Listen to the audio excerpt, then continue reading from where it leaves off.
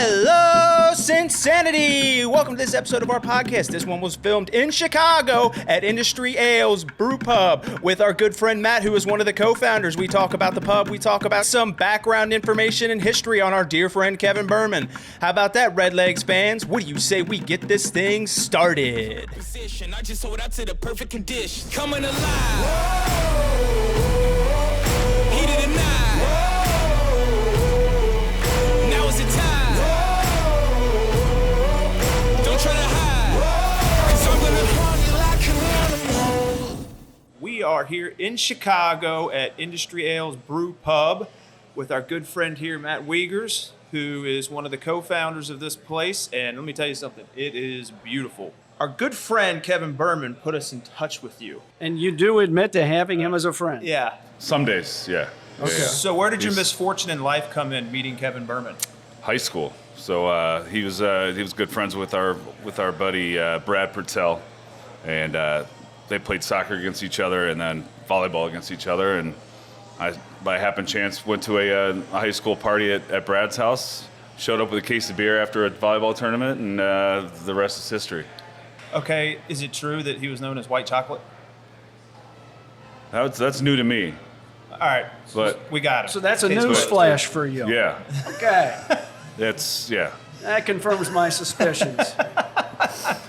Busted, Kevin. Yeah, I've never heard that before. So it was. Do you have any good stories to share about him? Ooh, He's usually good for one or two. One or two. one or two. 200.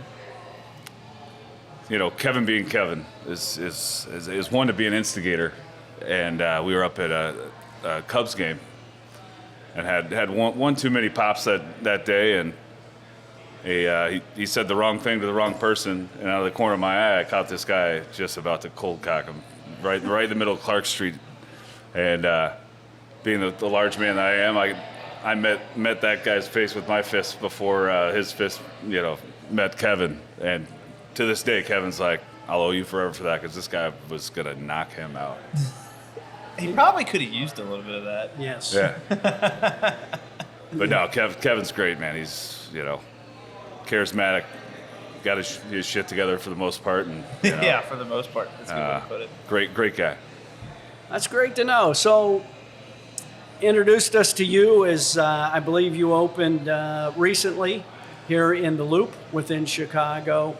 So tell us about the concept when you were first thinking about opening an establishment, how that started. Yeah, it's kind of a 10-year idea of just, working for restaurants, making other people money, and pandemic hit, and my partners and I are not people to just kind of sit on our hands, and said, why don't we try to get this idea going, and put together a business plan, found an investor, and we're off to the races. So how long did that process take for you? From concept to opening the door? Almost 3 years. So basically right at the beginning of the pandemic, and about halfway through, we started building it out, and it took us about 2 years to do the full build out. So it's a very large space. If you ever come down here, it's about 14,000 square feet of space on 3 different levels, and there was nothing here before. So we added 9 bathrooms, a brewery, 3 bars, and it's been quite the journey. And you'll have a speakeasy? Yeah. So starting next month, turning our speakeasy into a music venue, doing Thursday through Sunday, live music. Fridays and Saturdays we'll probably have 2 different shows a night, and then looking to do a Sunday jazz brunch as well. So you're going to have a special brunch menu? Or are you going to stick to kind of what you have for a lunch menu now? No, we'll have a separate brunch menu. Thinking about doing some bottomless mimosas and things like that as well to kind of draw the crowd in. The whipped brisket, eggs Benedict. Ooh, okay. I don't know why, it just sounds really good. It does sound great. We do have a brisket bacon as well. Oh, that might be better. So we could do that. A brisket bacon Benedict. It just rolls off the tongue nicely. Yeah. Find some green onions or something to put on top of it. I mean, I'll leave that to your Yeah, to do some to y'all, but some that, chives. To me, that sounds like really good. Especially if a hard night out. That sounds great. Oh yeah. Get your carbs, get your protein. Yeah. some grease. Grease always helps with a hangover. I don't know why. Every time. I was going to say, get rid of your hangover. So do you have any plans outside of industry ales? So outside of industry ales, well, that's pretty much my life for the last 3 years. But I like to travel, like to play golf. So, now that we're open, I'd like to get out and play some more golf. What about business-wise? Do you have any expansion plans for different spin-off businesses under the, we'll call it an umbrella? I would say, there's plans for it, but it's probably more of a 4 or 5 year plan to open up a second location somewhere else. Definitely want to get into the distribution game for, getting our beer into every liquor store, every bar in the city. And what's the challenges to do that? Because I think you'd agree there's a lot of competitors out there, if you want to call, the other breweries that. And It's just capacity at this point. And being new, it's our goal to just keep getting our name out there and, getting our beer into, the hands of different, neighborhoods, different people. And then, in order to kind of be a player in the distribution game, you got to have a lot of space and a lot of brewing capacity. And for us here, it's a pretty small operation. So once we kind of get that traction in the market, then we can reach out and start working with some other bigger breweries to get our product into cans and bottles. Well, the other thing too is like with any business, you don't want to grow too fast and then the product the products suffer. So what would the we'll call it, as far as distribution is concerned, what would you consider the mountaintop? Like having it in like fine wine, spirits, or ABC? What? Yeah, I would say local market. If you get into Binny's, you're probably doing okay. Our kind of concept is to kind of start small and branch out to some of the neighborhoods just outside of the loop, and then keep building from there. it sounds like, in speaking with you, you're in the loop. Business is pretty good Monday through Friday. So I assume that means your customers enjoy the offerings on your menu as well, as far as the food goes. Absolutely, the food's been a big hit. Been booking a ton of happy hours for all the local businesses around the area. A lot of banks, a lot of technology companies, and we're right in the heart of the convention season. United States' largest convention center is about a half a mile away, so getting some of the traffic from all these big conventions that are in town. So it's been great. So what are some of the highlights on your food menu? Ooh, the burgers I can't miss. We have two different styles of burgers. The smash burger that you guys tried today is only on our lunch menu, but we're trying to get our arm twisted to put that on the dinner menu because people love it so much. But our dinner menu burger is more of a big fat patty, really really great blend. We're calling it the Beast blend. So it's bison, elk, and Kobe beef, and it's something special. So where do you get the elk? So The bison is more common you'll see in restaurants, Yeah. but elk isn't one that's very common. So it's a proprietary blend that we get from one of our distribution partners, and it's only in like 1 or 2 restaurants in the city.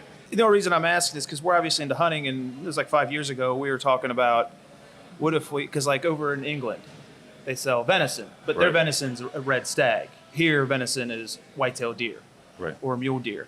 We were talking about, we have a farm, maybe we can grow some deer and sell them to some restaurants as meat. But do you know like where they procure their elk meat from? Are they farm raised? I would assume. I'm pretty sure they are. Because they'd have to follow all the legal FDA practices, guidelines, the yeah. FDA guidelines and everything. Yeah, I'm pretty sure it's farm raised. I'm not sure exactly where it's from, but I should find out because that's a good question. Be Yeah. interesting to know. Yeah. Well, and as a marketing tactic, I don't know about the bison, but I would assume it's going to be the same as the elk. They're going to have their shots, but they're not pumped as full of stuff as Right. beef cattle is. Right. So it's more of a lean, healthy meat. Yeah, so we actually get our beef from a small farm up in Gratiot, Wisconsin. So one of our partners, his family owns a dairy farm up there, and the cows that we get are top notch. Before you guys leave, we'll have to have you try one of our steaks on our menu too, because the quality of the beef's fantastic. Do you guys get to hand pick the cows? We do. Hell We do. yeah, Hell that's what yeah. I'm talking Yeah. about. They send us pictures of the heifers, and we're like, yep, that's the one we want. Nice. Is there any certain qualities you're looking for? A lot of marbling. Love them. The yeah. marbling, and it's all grass-fed beef, so it's it's high quality, really nice stuff. So they've got different methods for growing beef, like grass-fed. Is it totally grass-fed, or do they do like a month before they go to the processor where they kind of grain feed them a little bit more to kind of beef them up a bit? They fatten them up a little bit with some grain towards the end, yeah. And that adds a little bit of flavor to the meat as well. Yeah, because it actually, people don't know, like grass-fed versus grain-fed, it is two different flavor profiles. And when you grass feed them and then you grain feed them for that last month, you kind of get a mix of both of the flavors, and it helps add to the fat content, which also helps add to the moisture of the meat and then the tenderness. Yeah, absolutely. Without getting too crazy, obviously. So most of the farmers up there are finishing off with a little bit of that. yeah. Now, as far as your beers are concerned, you're brewing. Where do you guys procure most of your supplies for that? Is that a locally sourced thing as well? Most of it is, yeah. So we're using some really small companies that we get our malt from. There's a company out of Colorado. I think we were the first brewery in Chicago to use their malt. Our head brewer, Michael Goretz, is big into malt and the flavors of malt. We use a local yeast wrangler in town that we get all of our yeast from. And he actually worked there for about 3 years as a yeast wrangler. So he can tell you what kind of yeast is in your favorite beer, and he's probably one of the only people in the country that knows what some of these companies are using for their yeast. Yeah, so I guess most of what you guys offer here, whether it be beer or food, is either locally sourced or hand-picked from, well, for lack of a better term, call it a specialized farmer, or yeah, for the most, for all of the main proteins and vegetables, we're using kind of locally sourced smaller farms. You just want the best quality you can get. Do you know much about the process of brewing beer? I know some. I don't know much. Can you give me like a 30,000 foot view? Like, it doesn't have to be long-winded, but like a 30,000 foot view of brewing a beer? It takes some time. You take basically your grain and your hops and your yeast, and you're basically cooking it for 6 to 7 hours, and that basically takes that sugar from all the grain and it turns that into alcohol. Then you add the yeast, is where most of your flavor comes from in beer, is from the yeast. And then once that process is finished, he transfers it over to the fermenters, and then it can sit in the fermenters anywhere from 3 weeks to 6 weeks, depending on the style and the gravity or the alcohol content of the desired beer. And once that's kind of done interacting with the yeast, he then transfers that over to the bright tanks, and then from there it gets gets carbonated with CO2, which gives the beer its bubbles and its kind of character. Do you have any plans on aging any of it in bourbon barrels? Absolutely. So we have a local liquor store down the street called Warehouse Liquors. It's my little honey hole for bourbon. You'll have to share that with me after this Absolutely. podcast. You'll have to stop by. It's one of the best bourbon selections in probably Illinois. They do 15 or 20 barrel picks every year. So we're going to get 2 or 3 of their barrel pick barrels, and we're going to do some cool stuff with it. How many beers do you plan on having? We'll say, call it the 3-year plan. Right now you're at what, 6, you said? Right now we're at 6. The goal is to have at least 12 to 15 on tap at all times.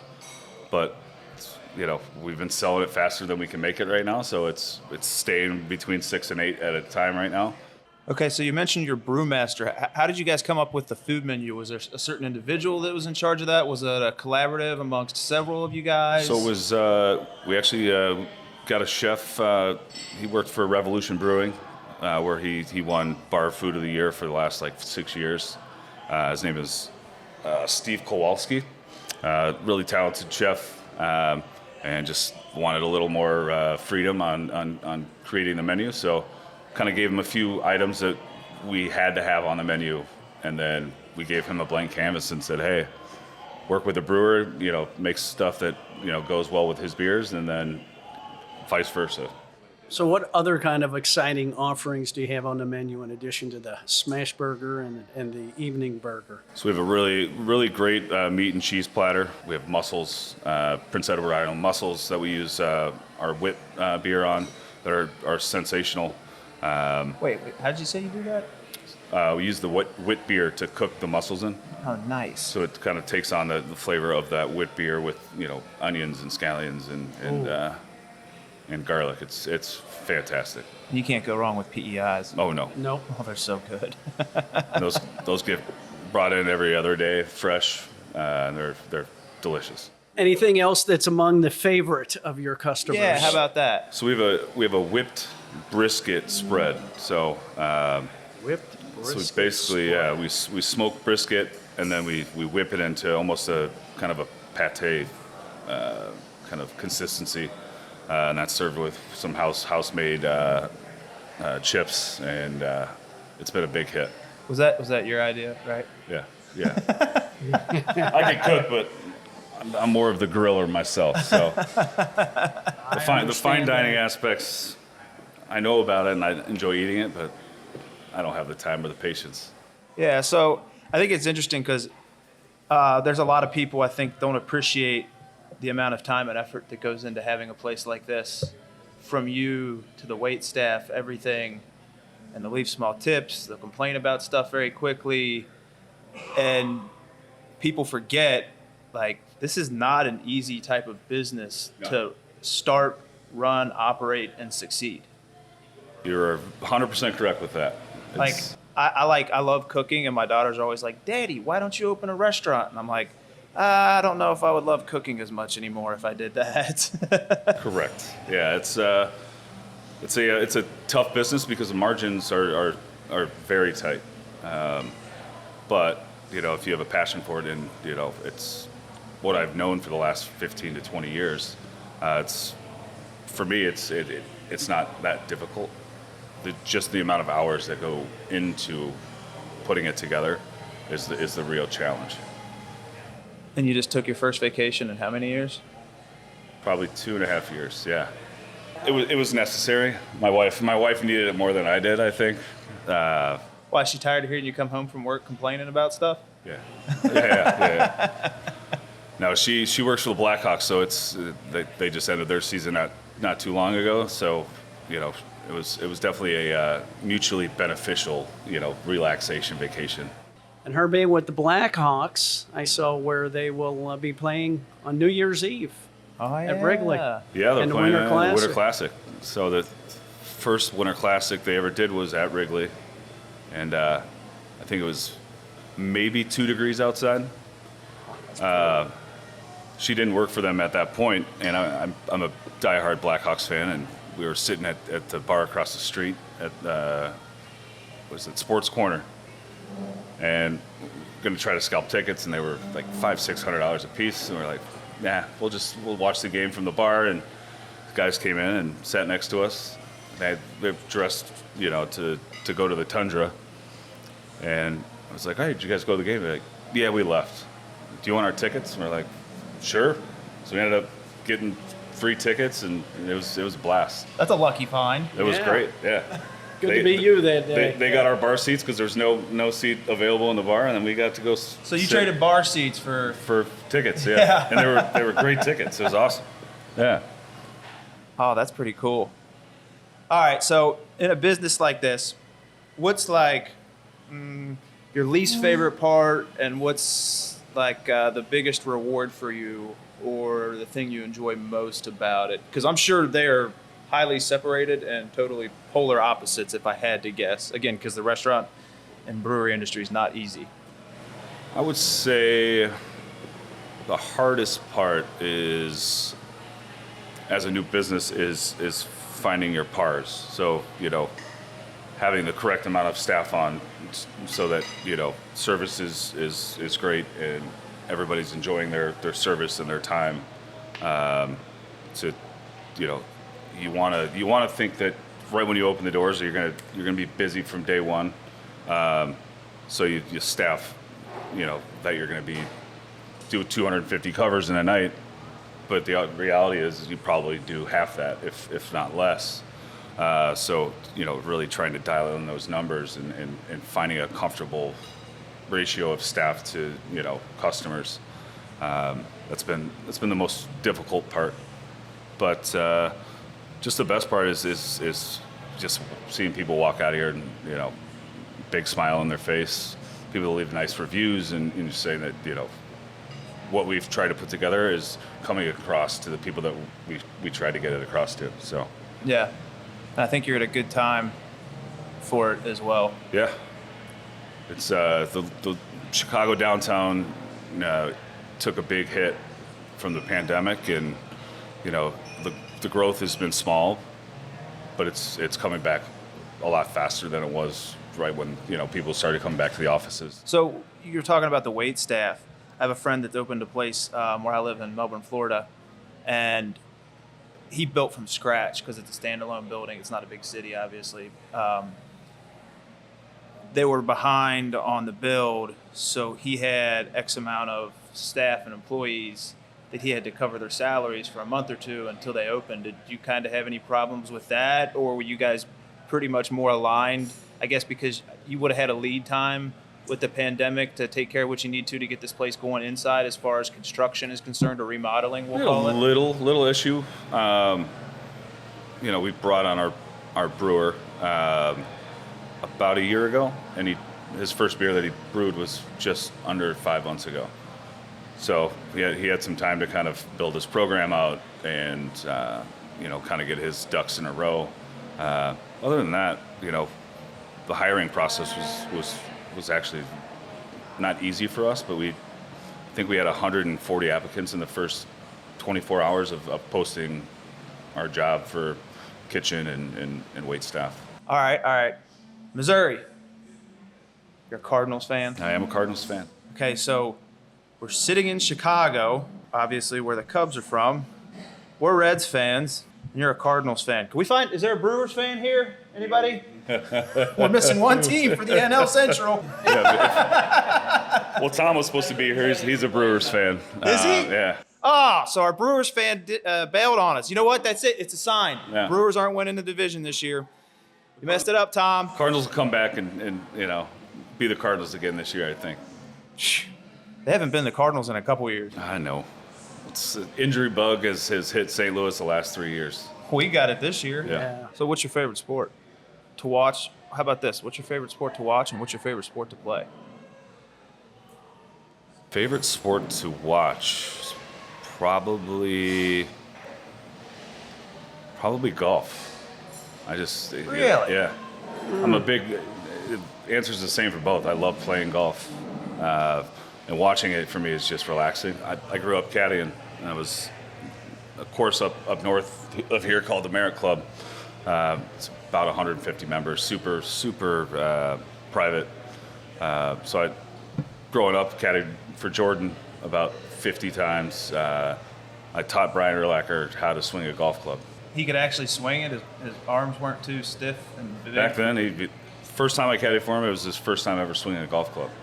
So, for about a month, I would go out there with my clubs and kind of just show him around and how to swing a golf club. And now, That's pretty cool. And now he's like a scratch golfer. That's all he does is play golf. Oh, because Really? of you. Yeah. Wow. You Yeah. planted the seed. Yeah, we were at dinner at Ditka's probably 4 or 5 years ago, and Urlacher was doing a demo or a appearance upstairs at some banquet, and he was walking out and he sees me. He's like, "Hey, Matt, what the hell are you doing here?" My wife's like, "No fucking way, no way." So we sat there and just chatted for about 10, 15 minutes, and She thought you were Berman in that instance. yes, yeah. I was just going to say that. You beat me to it. Same thing with Jordan. I've seen him out a couple times, and he used to call me big man because I was 6'5" as a 16-year-old, and he was 6'6". So, what's up, big man? How you doing? Did he bet a lot when he was golfing? Oh yeah. I was actually, if you watch the 30 for 30, or not, what is it, The Last Dance? The Last Dance, yeah. I was caddying for him that day that he drank 24 Coors Lights and then went out and scored 52 points. I mean, that's good, but is it John Daly good? Because John Daly can drink that much and go play golf like he does every day. That man, I've seen him drink a bottle of tequila and go out and play. Like he's a different breed of person, man. Yeah, that's just not normal. No, like if I had a bottle of tequila, I'd be on the floor. That guy's going to go out and score 50 points in a playoff game. All right. You good? Yes, sir. Awesome, man. It's a That wrap, was man. awesome. Yeah, it was awesome. All right, ladies and gentlemen, thank you for joining us on this week's episode. We had a great time with Matt in Chicago. Coming up next week, we have the Red Zone, Tyler Stevenson, coming on. We're going to talk a little bit about catching, and we're going to get into some more fun stuff. So, until then, whatever. See y'all next week.